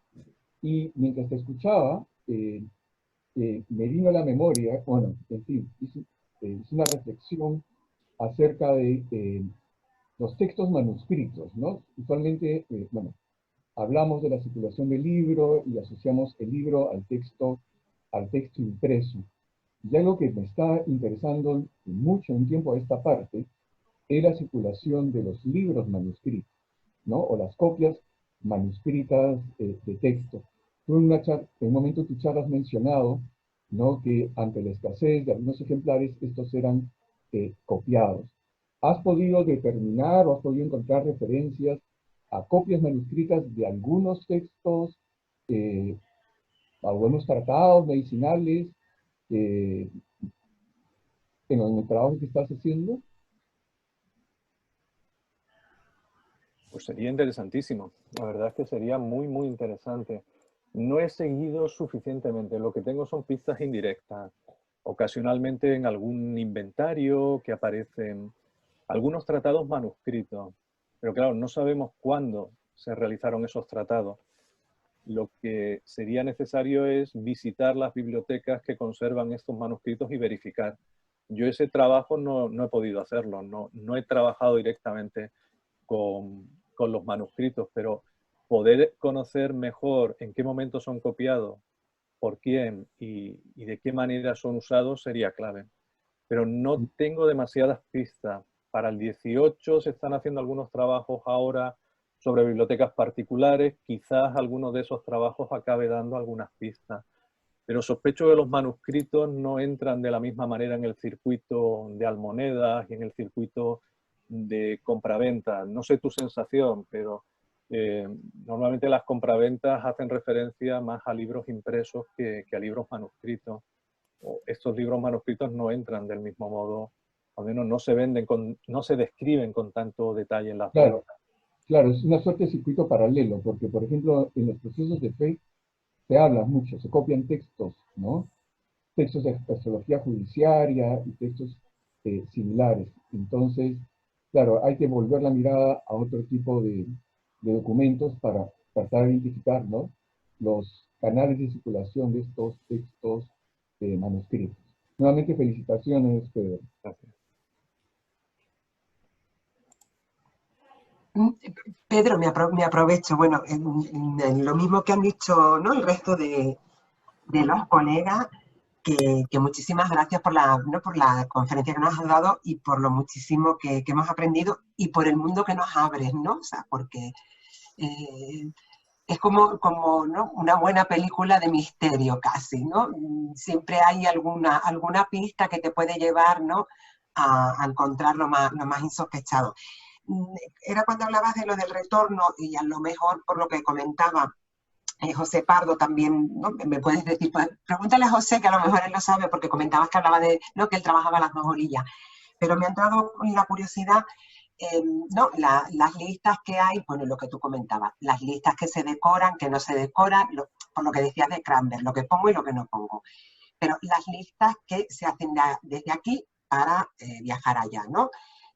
Dar la relación. En las vueltas se daban relaciones con, digamos, teóricamente con la misma, el sistema intentaba también controlar con la misma intención de ser puntilloso o era más laxo? Porque pensando, por ejemplo, en lo que decía, que pueden traer, porque todavía la corte, ¿no? Los virreyes, pero los frailes que vienen sueltos y todo eso, con lo cual me parece que lo que trabajas es fascinante porque lo que estabas diciendo no es tan fácil encontrar a veces, ¿no? El camino que te lleve, ¿no? Con las bibliotecas particulares, los manuscritos, que yo entiendo que podrían estar más en bibliotecas particulares, ¿no? Lo que decía, y no en circuitos de venta. Entonces, si las listas de vuelta intentaba también haber un control similar para libros. Yo he intentado leer los prólogos. A veces lo que nos ocurre con los preliminares es que te dan pistas. Algunos de los libros de escritores americanos que publican en Madrid, en Roma o en Sevilla explican el paso que han dado, cómo han logrado llegar a la imprenta. Y eso sí que es interesante. Y son muchas veces fuentes más indirectas. La correspondencia para mí es absolutamente esencial para el retorno. Los jesuitas, por ejemplo, del Cuzco escribían para decir, a ver si me conseguís este libro, estoy buscando este impreso, y igual 1 año y medio después llegaba el impreso. Entonces, Fabián López, por ejemplo, que era el procurador de los jesuitas en Sevilla, recibía habitualmente esta correspondencia y la respondía.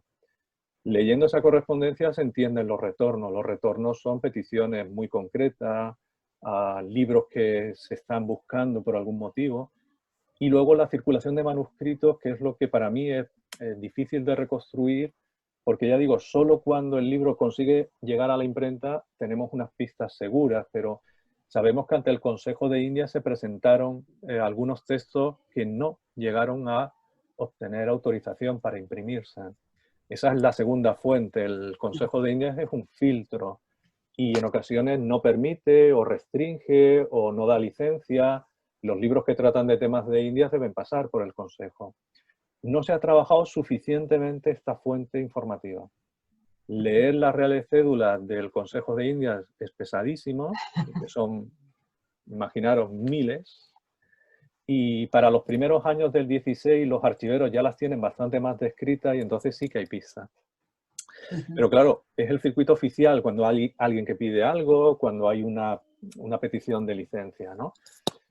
El tercer bloque sería, en la Biblioteca Nacional de España se conservan algunos manuscritos que probablemente son las copias enviadas para pedir la licencia y autorización en algunos casos, ¿no? O como ocurrió con el trabajo de Fernando Bouza, que analizó en Consejo Suprimido las peticiones del Consejo de Castilla, y ahí también hay algunos casos interesantes. Pero ya digo, la tercera fuente importante, que sería el registro de retorno de navíos, que era lo primero que me preguntaba, sí que hay un registro de retorno. De cada barco que viene en la flota hay una copia del registro que se queda en la Casa de la Contratación de Sevilla. Yo he revisado muy pocos, porque son copias, y el 90% es retorno de plata. Sí, no, yo me refería efectivamente a lo que los libros, ¿no? Que teóricamente, comentabais, los libros que se traen, ¿no? Eso es, teóricamente en el embarque en Veracruz el comisario debería haber intervenido, pero a partir de la segunda mitad del siglo XVII no se suele coser con el registro la lista de envío. Y me temo que en la copia del registro del navío de retorno, la parte de la memoria inquisitorial no interesa, porque ya ha pasado, tiene el pase. Claro. Y sospecho que va a decir únicamente un cajón de libro. No sé, esa era un poco la curiosidad, ¿no? Digamos que el control efectivamente no religioso y político está más acá, o sea, aquí, ¿no? en España, y que si en esas vueltas este control era un poco más laxo, ¿no? Con lo cual sería difícil intentar, ¿no? Localizar, o sea, lo que tú dices, a través de cartas, ¿no? Porque lo que comentas, ¿no? Esas cartas te permiten saber qué mandaban y por lo tanto cuando, si ellos vuelven, se supone que volverían, ¿no? Con su equipaje y en su equipaje los libros, ¿no? Pero sí me planteaba si esas listas de retorno para los libros, ¿no? Evidentemente eran más laxas, ya que se suponía que el control ya lo habían pasado. No, teóricamente debe volver a pasar el control. Una pequeña observación. Tu pregunta me hará ver unos cuantos registros nuevos. Ya lo sé. Los voy a leer, sí. No, los buscaré. Los buscaré porque tengo curiosidad para ver. Claro, yo iba buscando el retorno en plata, porque a mí me interesa que vayan los libros y retorne la plata para entender el circuito. Es un librero que quiere. Sí. Pero hay otra fuente alternativa que yo recomiendo, que son los procesos inquisitoriales. Claro, en los procesos inquisitoriales sí que hay datos de algunos libros que, bueno, lo que antes se comentaba de astrología, alguien ha comentado los libros de astrología. Bueno, en torno a la astrología hay un debate intenso y participan los médicos. Los médicos entran de lleno al debate en torno a la astrología y la influencia de los astros, porque igual que Sabuco plantea la naturaleza del hombre, si estamos influidos en el microcosmos o no, por este gran macrocosmos, ¿no? En ese debate del humanismo y tal, entran los médicos de lleno, ¿no? Y digo eso porque algunos libros de astrología sí que van a tener algunos problemas. Pero, por ejemplo, el libro sobre magia de Río es un libro católico en el que se plantea qué es lícito y qué no es lícito en la astrología judiciaria, ¿no? Si ampliamos el foco a los problemas inquisitoriales, igual sí que tenemos unas informaciones más interesantes. Vale. Y no existía... Que no te aburras mucho con la relectura. Perdón. Lo intentaré. Dime. Igual que existían esas licencias de embarque o los registros de retorno, no hay como un equivalente a lo que sería como la importación. O sea, lo que entra en Sevilla no se registraba todo lo que entraba. Teóricamente se verifica el registro de carga de venidas. El mismo registro que sirvió para meter las mercancías en el navío, la copia que debe entregarse es la que los oficiales utilizan para verificar que lo declarado corresponde con lo recibido. Bueno, hay una fuente alternativa que yo no he trabajado lo suficiente, que es la Inquisición en México. El Distrito Inquisitorial conserva una documentación muy rica sobre los comisarios de Veracruz. Se publicó en un libro muy conocido la llegada de los libros, pero habría que ver si el retorno igualmente se registró o no. Pero eso algún historiador mexicano podría aventurarse en el archivo e intentar encontrar. A mí me ha sorprendido, bueno, el panorama, la imagen que nos has dado tú de dos mundos que compartían espacio, pero que estaban perfectamente separados, el mundo especializado y el mundo popular, ¿no? del saber popular, el mundo del saber divulgativo, ¿no? Que podían compartir espacio incluso dentro de la misma publicación, pero que mantenían su separación de una manera muy clara, en la praxis, ¿no? Cada uno sabía a qué mundo pertenecía y qué le interesaba me ha resultado interesantísimo porque yo no era consciente de que incluso el proceso de registro era también un proceso muy especializado. O sea, acudir a un boticario para que registre los libros de medicina, pues es ciertamente sofisticado, ¿no? O sea, uno siempre piensa que estos funcionarios de aduana y tal no son tan sutiles, ¿no?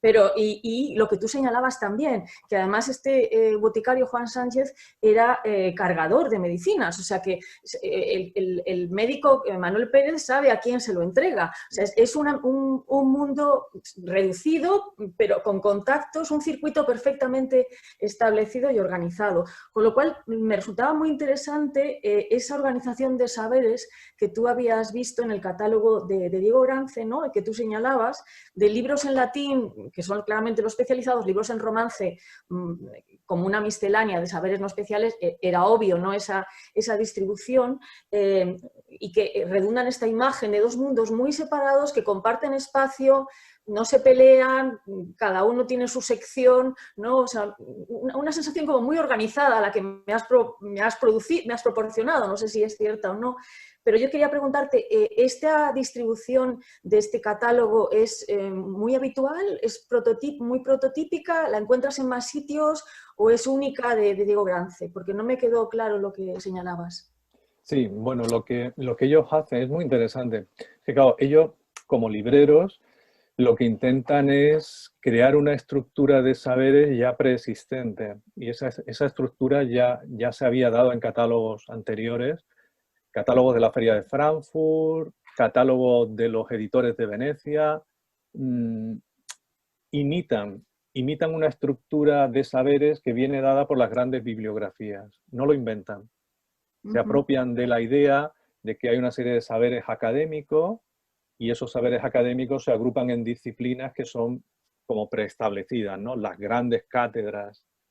Y lo curioso, lo interesante es que suelen empezar por teología. A continuación, derecho y después medicina, que coincide con el mayor número de estudiantes en teología, que es lo habitual. En segundo lugar, los estudiantes de los dos derechos. Ajá.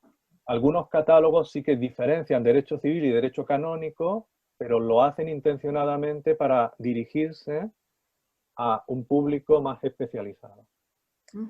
Y esto lo vuelven a seguir en el 18, es decir, es una estructura que se va construyendo en las bibliografías del 16, los libreros lo copian y lo van asimilando y lo van reproduciendo. Curiosamente, en las listas manuscritas no es así. Eso es interesante. Las listas manuscritas nunca tienen esta distribución. Las listas manuscritas van cajón por cajón. Cajón 1, cajón 2, cajón 3. Aquí no, aquí hay un público, porque este catálogo se dirige al público finalista. Es otra singularidad. No es un catálogo de librero a librero, es un catálogo de un librero al cliente final, con lo cual le da la estructura de saberes que ya conoce. Claro, hay que pensar que es un librero, a él lo que le interesa es llegar a un público. Entonces, es intencionado el utilizar esta distribución de orden de saberes. No filosofan al respecto, no construyen una identidad del catálogo en el 17, lo harán en el 18, habrá unas justificaciones del porqué. Muy interesante, en el 18 sí que algunos libreros construyen una argumentación de, bueno, se están dirigiendo a un público erudito, este público necesita determinados saberes y ellos son los mediadores. En el 17 no elaboran estos discursos en los preliminares, son catálogos como meras listas. Es curioso. Interesantísimo, interesantísimo. Genial.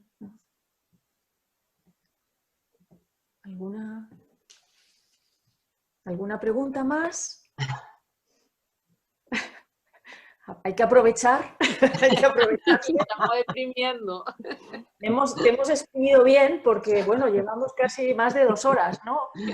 Sí. Casi 2 horas. Casi 2 horas, sí, sí. Pero bueno, lo ameritaba, lo ameritaba. Con un mexicanismo lo ameritaba la conferencia. Pedro, si nadie tiene una pregunta, yo tiene una pregunta. Bueno, Pedro, muchísimas gracias de verdad porque ha sido, o sea, totalmente, para mí por lo menos, desconocido, ¿no? Todo este mundo de la circulación de libros, de libros médicos. Y me estaba planteando si, como mencionabas, ¿no? Que no todos los libros que se editaban llegaban a formar parte de la circulación del mercado o de la carrera de Indias, ¿no? Si hay algún momento en el que, digamos que los libros que se solicitan o que van a circular más frecuentemente en esa carrera de Indias se diferencian de los que circulan en el interior, digamos, del mercado en España o en Europa. Sí, puede verse como una separación de saberes, digamos, ¿no? Como que se soliciten libros, por ejemplo, que traten desde la experiencia o desde la praxis, ¿no? Del desarrollo de la medicina en India, ¿no? Como decía, por ejemplo, el ejemplo de cómo se cuestiona a Hipócrates, ¿no? Como decía, la calidad de las aguas en América en realidad no es como las autoridades establecen, ¿no?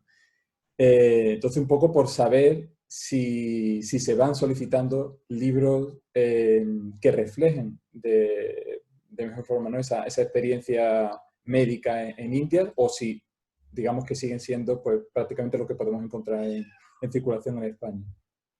En los libros en romance probablemente son los mismos, sin duda. Yo creo que las diferencias habría que verlas más en esos circuitos altamente especializados de libros profesionales. Sí que hay una diferencia probablemente en la velocidad con la que circulan los libros, porque hay que pensar que lo que llega desde Europa hasta territorio peninsular luego tiene otra vez que dar un segundo salto. O sea que hay un proceso de selección. Pero lo que se enseña en las universidades americanas de medicina y lo que se enseña en principio en las peninsulares prácticamente son cátedras idénticas. Habría que analizar internamente, pero yo tengo la sensación de que están leyendo los mismos libros. Vale. ¿Con el tiempo habrá especialización? Yo creo que sí. Claro. Probablemente haya especialización. Y en el 18 algunas peticiones ya se saltan a los libreros españoles para intentar conseguir libros en francés y algunos prohibidos. Claro, aquí ya tenemos unas circunstancias algo diferentes, pero para el 17 probablemente estén leyendo los mismos libros, pero los están valorando e interpretando de manera diferente. Yo creo que eso es lo que le da un sentido. Y probablemente no los usan del mismo modo. Claro. Aquí pongo un ejemplo del mundo del derecho, porque hay un debate muy interesante en los historiadores del derecho. Se está planteando el mismo problema, es decir, lo que dicen los manuales de derecho, que es la difusión de los saberes, desde el punto de vista de la historia intelectual es una cosa, los libros que están circulando probablemente delimitan mucho más el acceso a esos saberes. Eso es interesante, es decir, cuestiona de algún modo cómo hemos reescrito, igual que se ha escrito la historia del derecho, o igual que se ha escrito la historia de la literatura desde un canon. Es algo parecido. Muchas gracias. Pues muchísimas gracias. Ya sin más, hemos prometido para todos los ya fans de Pedro Rueda que lo traeremos físicamente cuando el COVID nos lo permita. Cuando la situación nos lo permita, le debemos una visita real, física. Nos encantará volver a tenerte. Y bueno, y de nuevo reiterarte las gracias. Ha sido una verdadera delicia. Lo hemos pasado muy bien. Y yo creo que además nos hemos divertido, ¿no? No solamente hemos aprendido, sino que lo hemos repasado realmente bien. Así que despedirte de nuevo con el agradecimiento y agradecer también a todos los asistentes. Recordarles que el próximo miércoles volvemos a estar aquí a las 6 de la tarde, hora española. He colgado un enlace en la página web para los que quieran hacer la conversión, los transoceánicos, que tengan dudas sobre la hora y la conversión. Tienen un enlace que encontré en Google para saber qué hora es allí, cuando aquí son las... ¿no? O sea, está. Entonces, bueno, sabéis que tenemos a Ruth Hill de la Vanderbilt University, en este caso ya nos vamos al siglo XVIII, los otros pasos de Ulloa, noticias americanas y el desarrollo del racismo científico en Norteamérica. O sea, también será muy, muy interesante. Y nada, muchísimas gracias. Nos vemos pronto. Nos vemos pronto. Gracias. Muchas gracias a todos. Muchas gracias. Hasta luego. Gracias. Hasta luego. Gracias. Gracias.